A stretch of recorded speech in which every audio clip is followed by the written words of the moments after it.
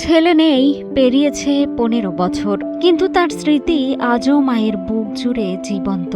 মৃত্যুর আগে সেই স্মৃতিগুলোকে এক ছাদের নিচে সাজিয়ে যেতে চান মা।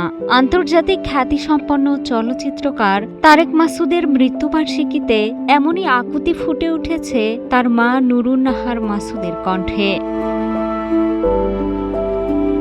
১৩ আগস্ট তারেক মাসুদের মৃত্যুবার্ষিকী উপলক্ষে ফরিদপুরের ভাঙার নূপুরপুরে তার সমাধিস্থলে আয়োজন করা হয় স্মরণ সভা। শ্রদ্ধা জানানো হয় তাকে। সেখানেই কান্নাজড়িত কণ্ঠে বরেণ্য এই চলচ্চিত্রকারের মা বলেন, আমি যা চাইছি সেটা এখনো হয় নাই। এই আমার বড় কষ্ট। আমি কোন দিন চলে যাব জানি না, আল্লাহ পাক জানে। কিন্তু আমি চাইছিলাম যে আমার তারেকের জাদুঘরটা আমি নিজে হাতে সাজাবো, সেটা আর হয় নাই এখনো। এই আমার শেষ চাওয়া পাওয়া। আমি সরকারের কাছে কিছু চাই না।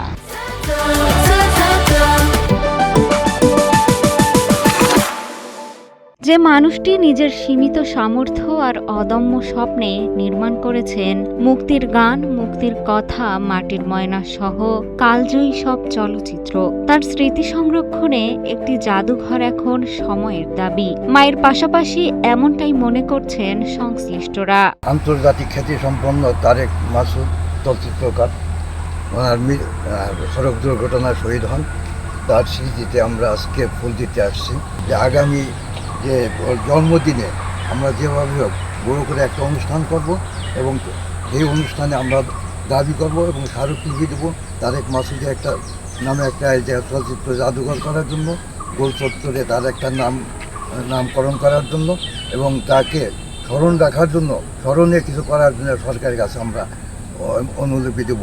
মায়ের শেষ ইচ্ছা ছেলের স্মৃতিগুলো যেন হারিয়ে না যায়। তারেক মাসুদের চলচ্চিত্র, দর্শন আর স্বপ্ন যেন পৌঁছে যায় নতুন প্রজন্মের কাছে। তাই নুরুন নাহার মাসুদের আকুতি শুধু একটি জাদুঘরের জন্য নয়, এ যেন বাংলাদেশের চলচ্চিত্রের এক উজ্জ্বল অধ্যায়কে ভবিষ্যতের জন্য বাঁচিয়ে রাখার আহ্বান।